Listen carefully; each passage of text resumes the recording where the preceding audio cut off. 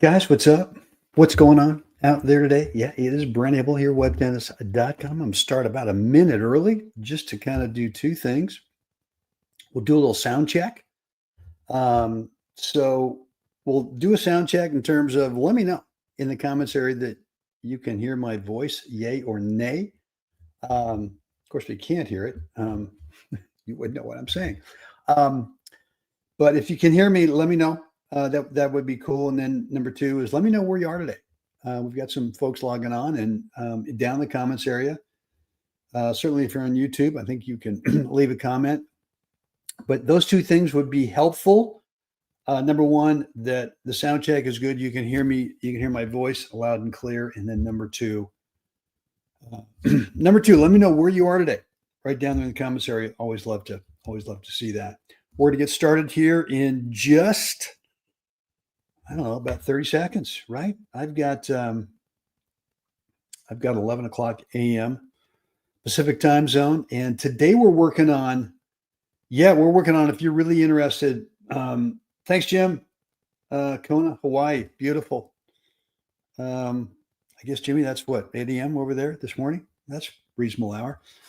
Or maybe it's 5 hours. I can't remember. Anyway, but we're going to work on if you really want to compete at the next level. Could be singles, could be doubles, both.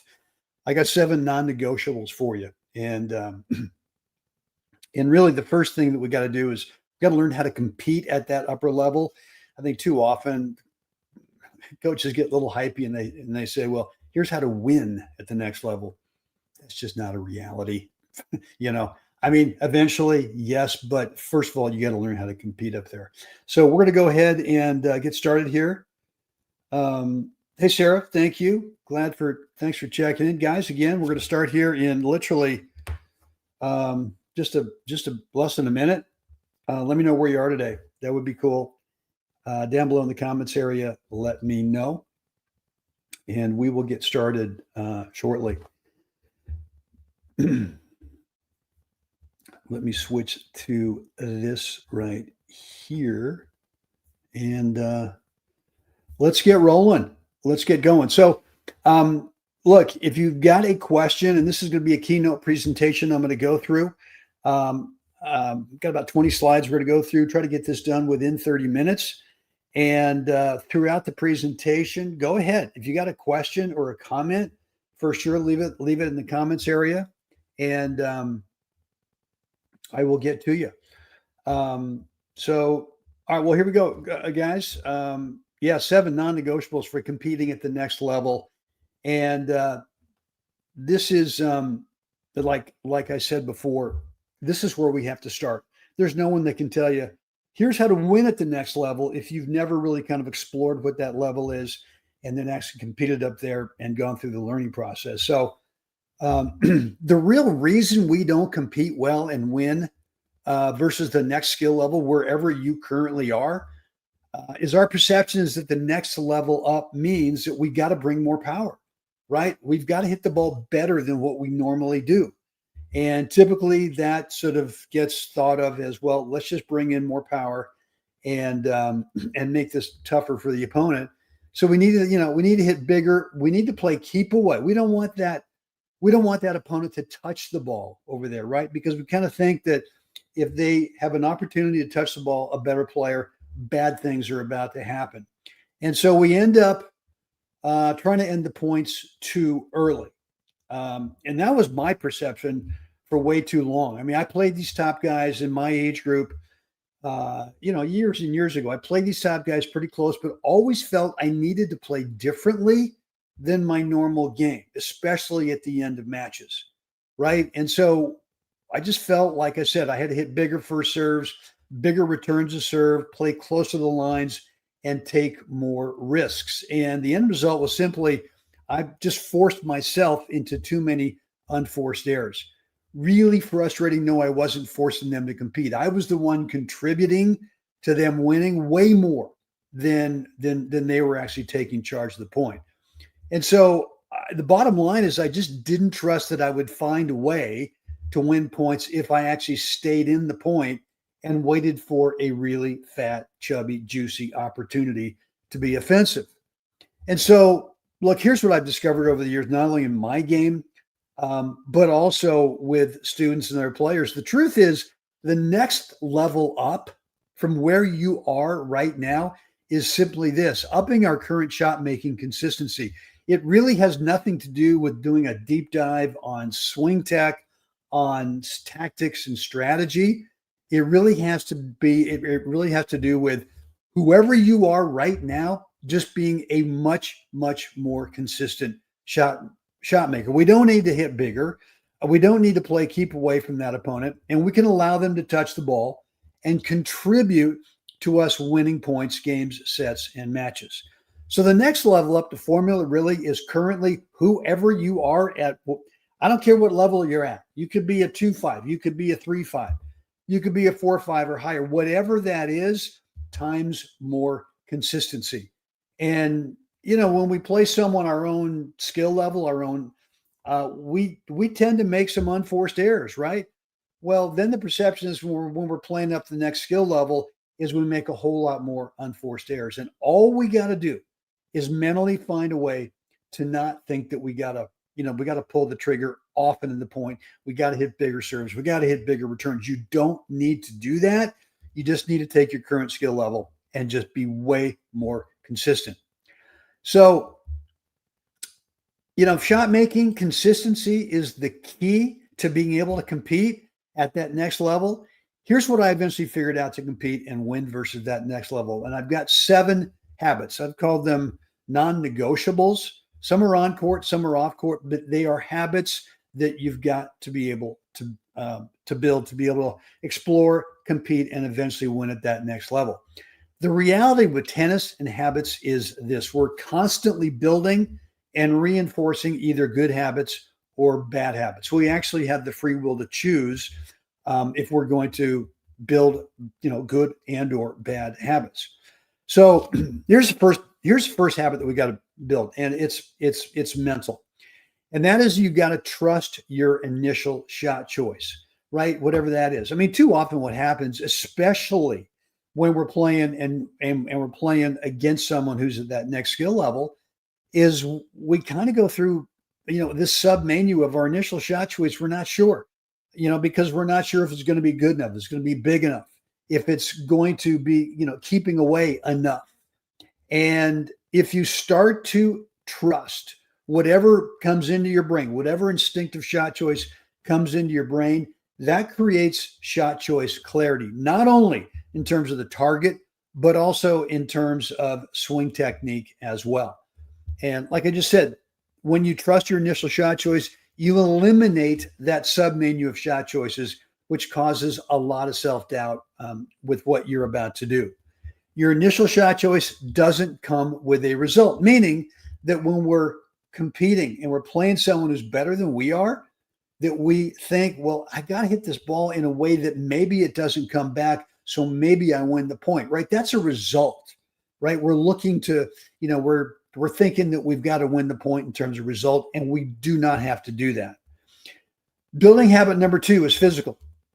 So your initial shot choice won't be consistent, and we're taking our current skill level and we're upping our shot making consistency. So it's not going to be consistent unless you then create spacing to the path of that incoming ball. You've heard me talk about spacing forever, right? Spacing is that spatial distance away from the path of the incoming ball, so that the last second you're not reaching too far away to make contact, or most of the time that we're crowding the ball. And too often we end up crowding the ball. That's the biggest spacing mistake that most players make.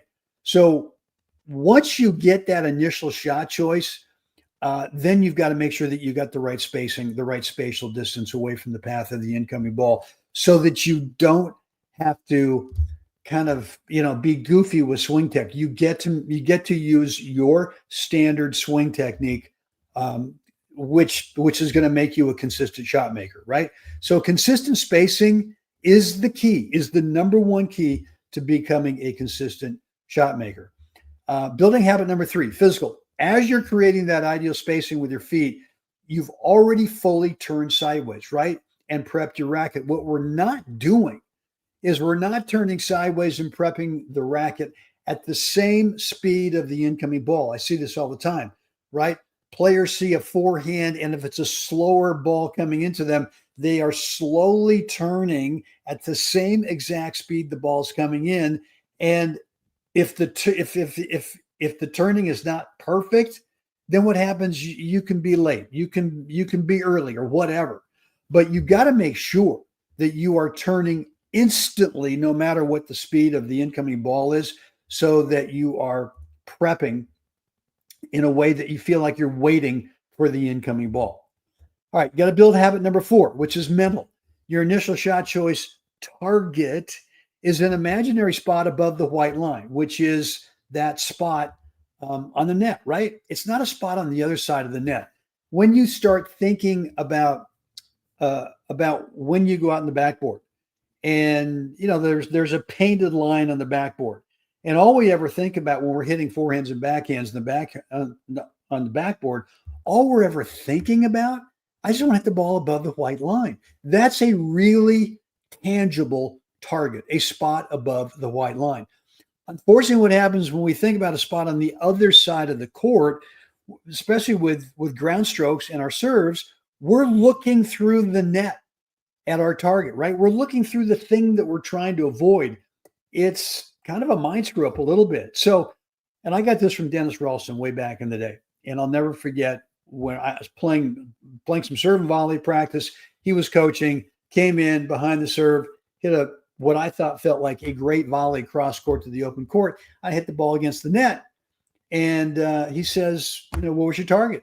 And I said, well, that spot over there. He said, no. The target when you play the volley, when you play the serve, when you play the ground strokes, when you play an overhead, it's always an imaginary spot above the white line, which is the net. And once I understood that, the light bulb went off, and I started practicing that. I'm telling you, I became a much more consistent shot maker. All right, look, build habit number 5, physical, but mostly mental. And this is the Fed head, right? Through contact and now to the finish, where we've watched Roger forever, how he leaves his head sideways at contact, right? He's not looking out at the point. He's not looking out at the landscape at the court as he makes contact and as he finishes the shot. And you can look at you can do slow-mo on him on both forehands and backhands. His head is sideways, right? It's more parallel, maybe more of a 45-degree angle to the net, but it's certainly not looking forward. And what I found when I do that, when I'm really disciplined to doing that, I just kind of find like my confidence goes up because I'm not sneaking a peek to look at what I'm about to do, right? Where I'm concerned about, guys, is the ball going to go into my target or not, or going to go towards the target or not? And when we do that, when we sneak that peek, what do? Right? We kind of pull the swing path out of alignment enough to where we don't hit the ball as cleanly as we like to, might go back and play, but maybe it ends up short, giving that opponent a real offensive opportunity. And or, by sneaking the peek, we end up, just kind of throwing the swing path out of alignment enough to where, it's an unforced error.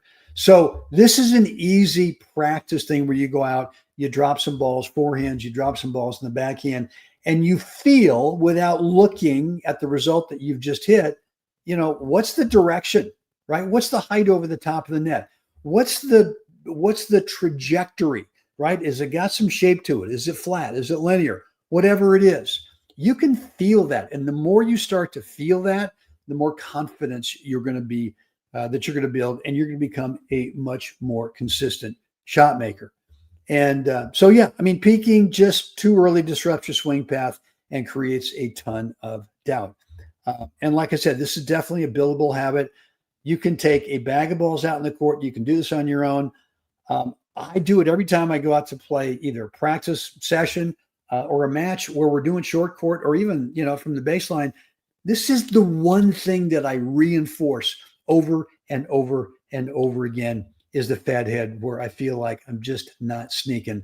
I'm not sneaking a peek. All right. Building habit number 6, mental.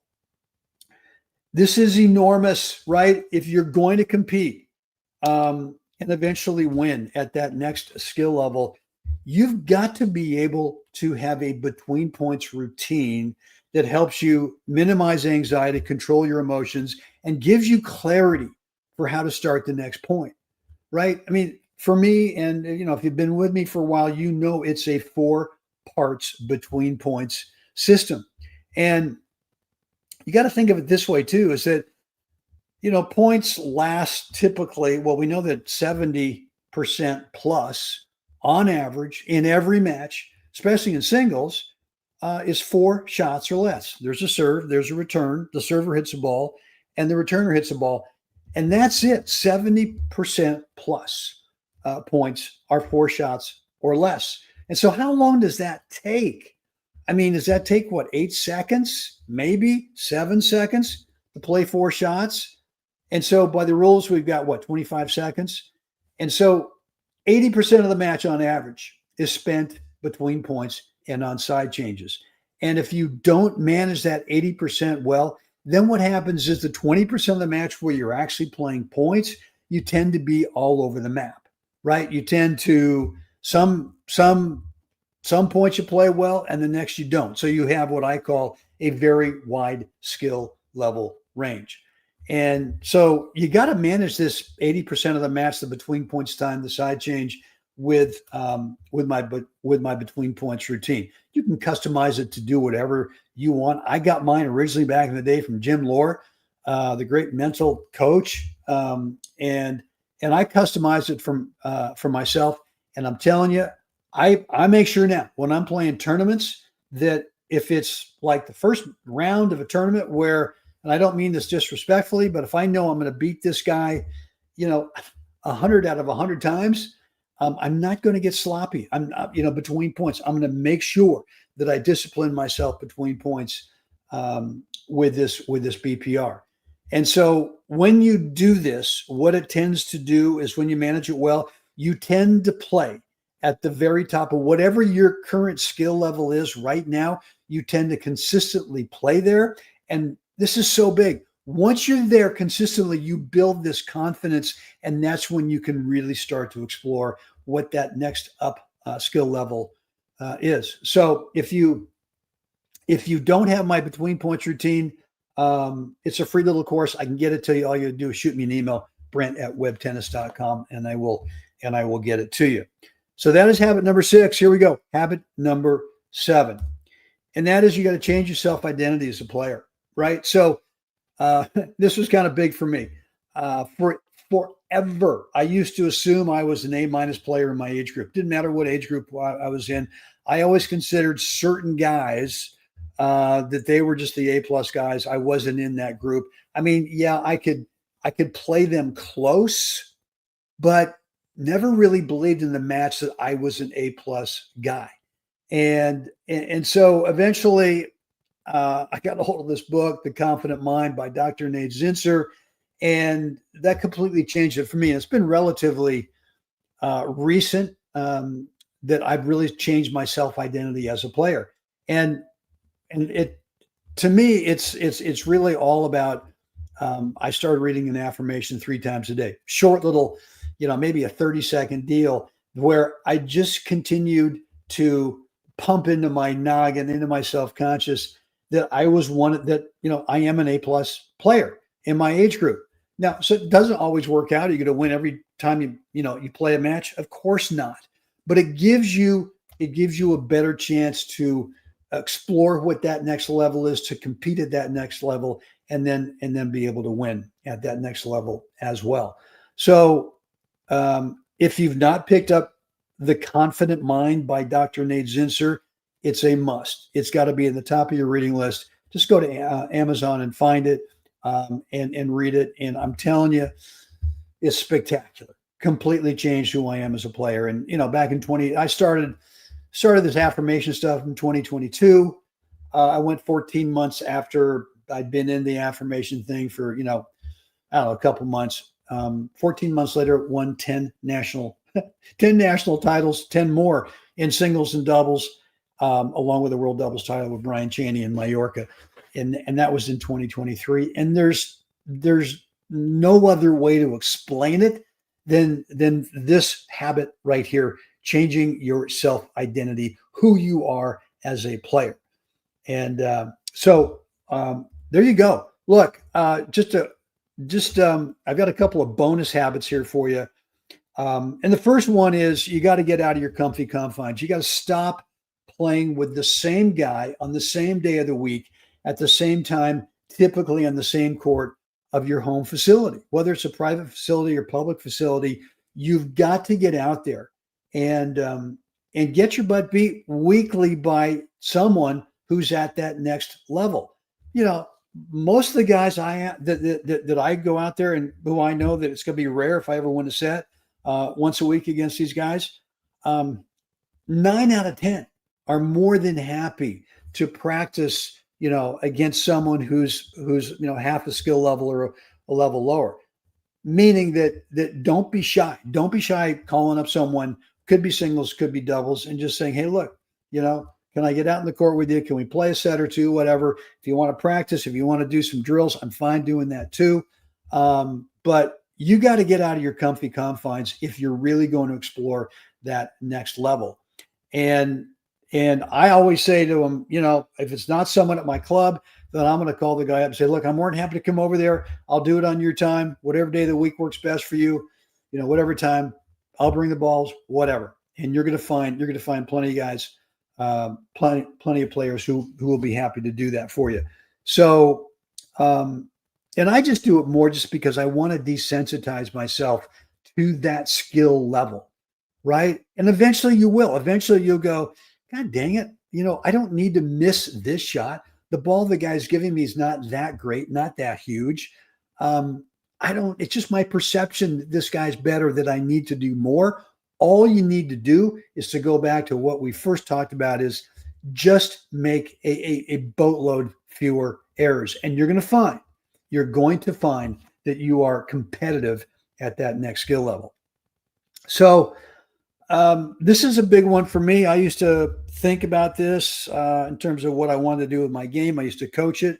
I was wrong on both of those. And it used to be, hey, look, just go out there and play your game.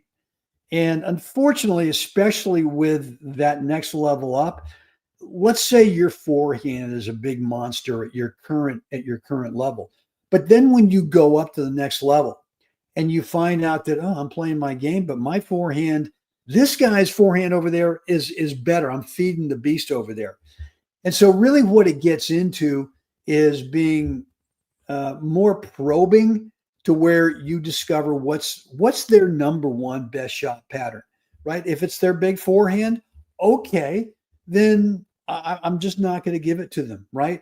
What do they hope that you give them? If it's the forehand off of what you think play your game, your big forehand, don't do that. Find out what their big thing is. Just tell yourself, I'm not going to give them that opportunity. The question always comes up, well, why would I give them what they want?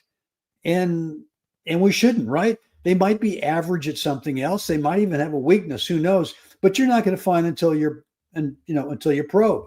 And look, sometimes it's not a shot. Sometimes their forehand or backhand are equally as good, but maybe their movement up and back as opposed to side is not great. Probe with some drop shots if they get to it, lob over their backhand, see how they handle that. Maybe they're at that next level, but they're not in great shape. Okay, so we're just going to go today. I'm going to keep this guy out here as long as I possibly can, which means we get back to habit number one of the whole premise here is we're not going to make errors. We're not going to make any unforced errors. Of course, they're going to win some points. Of course, they're going to hit some dingers. Of course, they're going to do some things that, like I said, that wins points. But we got to find ways to probe and decide that we're going to find what they're great at. We're going to avoid that, what they're mediocre at, maybe a weakness, and we're going to exploit that. The bottom line is this. Competing and winning at the next level is 100% about trusting it's okay to stay in the point, right? And that's where we get screwed up, because we just continue to think that we've got to play above our skill level. And above our skill level is we got to hit the ball bigger. We got to bring in more spin. We got to hit bigger first serves. We got to have a bigger kicker serve, right? We got to get out of the point, because if we stay in the point too long, bad things are going to happen. And you got to start trusting that it's just the opposite. It's okay to stay in the point, and eventually you're going to get an offensive opportunity. So all this means what? Building the physical and mental habits that make you a stone cold, consistent shot maker. That's what we really got to focus on. Let's go back to what some of the physical things are, right? Mostly spacing. Every time a ball is coming in, we are creating that space with our feet to make sure that we are lined to the path of the incoming ball so that we can execute our initial shot choice with just minimal technique. The more swing tech we bring into the party, the chances go way up that we're going to make an unforced error. So I want you to, next time you have a practice session, and you need to do this, right? If you're going to play at that next level, you got to put in some practice time. And every time I drill or play practice points or play a practice match, I know exactly which habit I'm going to focus on for at least the first 15 minutes of the day, right? And I gave you 7 of them, right? And it could be something as simple as just reinforcing your self-identity, meaning that the first 15 minutes of that practice session, you continue to tell yourself whatever that affirmation is, right? Mine's, hey, I'm one of the A+ guys, okay? Whatever it is for you, that's fine.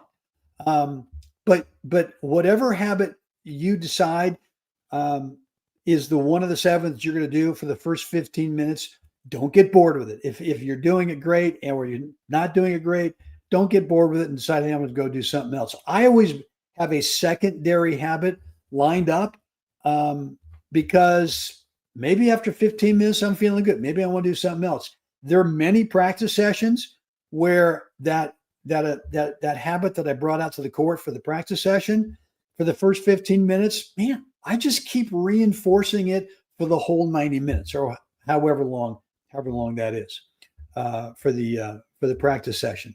So just a quick recap here. Trust your initial shot choice. Make sure you got your feet moving for consistent spacing. Instant full turn in the racket prep. We're not turning at the speed of the incoming ball. We're getting instantly turned. What's your target? It's that spot. It's an imaginary little window, a target, a little plate, whatever it is, above the top of the net. The Fed head, we're not peaking, right? Between points routine, and then the self-identity with three times daily affirmation. It could be a 20-second affirmation. Shove that thing into your phone where it reminds you 3 times a day. Hey, read your affirmation. And then just some bonus habits. Get out of your comfy confines at least once a week. First 15 minutes of every practice, right? Choose one of the 7 to work on. Remember, it's not play your game. We're going to probe. We're going to find out what they're great at. We're going to avoid it, and then we're going to look for something else. Bottom line is consistency, shot making consistency. And so here's the formula. The next level is your current skill level times way more shot making consistency. You don't need to change technique. You don't have to hit bigger shots. You don't need to play keep away. And there you have it. So look, what are you working on with your game currently? It could be stroke technique, could be mental, could be tactics, could be fitness. If you want to load that up into the comments area, let me know if there's some specific part of your game that you're working on. I'd love to know. And then if you want to fast track whatever you're working on right now, and just getting the results that you want, I can help you one-on-one private coaching. Right, I've really got 2 programs. One's more for the mental side of the game. The other one is for swing tech analysis. If you're interested in this, just shoot me an email, brent@webtennis.com. And let me know you're interested in a free 15-minute intro call. Really, during that call, I'm just going to find out where you're at right now. What are you working on? What's been working for you? Maybe what hasn't been working for you. And the reality is, look, at any skill level, whatever your stroke technique is, most players have got 80% of it nailed. It's the last 20% that is still a mystery that you just haven't figured out. And I want to be able to help you with that 20%, and just show you what that is, and then give you a drill or two, something so that you can quickly get the feel of what that 20% is, so that yeah, you become a consistent shot maker with that stroke. So guys, yeah, any questions? Let me know in the comments there. I hope this has been helpful today. Let me know what's on your mind. Let me go through here, see what we got, anything that I can answer right away. Mark, no problem. Hey, Ray, thanks for joining us. Rockland, California. Yeah, I got relatives up there in that area. 4 shots or less in doubles. Well, and Jim, always you're welcome, man. Jim Kohler, now in Hawaii, former NorCal guy, heck of a player. And Jim, great seeing you again. All right, guys. Well, look, again, Brent at webtennis.com if you've got any questions. And certainly if you're interested in some one-on-one coaching, again, 2 programs, one for the mental part of the game, and or swing tech analysis. I would be honored to help you on both of those. Just shoot me an email, Brent at webtennis.com. Let me know you're interested in a free introductory call that we can kind of explore where you're at. Yeah, Alex, thanks, man. So much wisdom. I agree with you on all your philosophies. Thanks for this. You are very welcome. Daryl, how'd your knee operation go? Well, thanks for asking. 9 weeks post-surgery 2 days ago on Monday. And, I'm doing the PT twice a week, doing stuff at home, and they say I'm on track. So, look, this is a full left knee replacement surgery. It's anywhere from a good 8 to 12 months out in terms of feeling 100%. I've totally bought into the 12-month thing. If it takes a year to feel 100% on the court, sign me up. I'll do whatever it takes. If it happens sooner, then that's just that's kind of icing on the cake. But yeah, it's I'm feeling progress. And I had to stop measuring progress on a day-to-day basis. That was driving me crazy. And the advice I got was maybe once a week, kind of check in and see how you're doing. But you keep doing all the right stuff, and you're going to get there. So much of this is delayed gratification at its core. And just like we talked about today with these 7 habits, these 7 non-negotiables for winning and competing and winning at the next level, is the stuff takes time. And if you're looking for instant gratification, not going to happen. So, look, I know you guys. I know most of you guys who are on the coaching call today totally buy into the long-term thing, and that's good, because most players won't. I'll be honest right here. Most players are looking for the quick fix, and they might get an epiphany or an aha moment, but that quickly goes away because they don't really continue to dig in. And yeah. So, all right, what else? I guess that's it. Again, Brent at webtennis.com. If you have any questions, or you're looking for some one-on-one coaching, be more than honored to help you. Guys, I'm going to sign out. And as always, it's time. We got to get out there. We got to help someone else have a spectacular day, guys. I will see you again next time.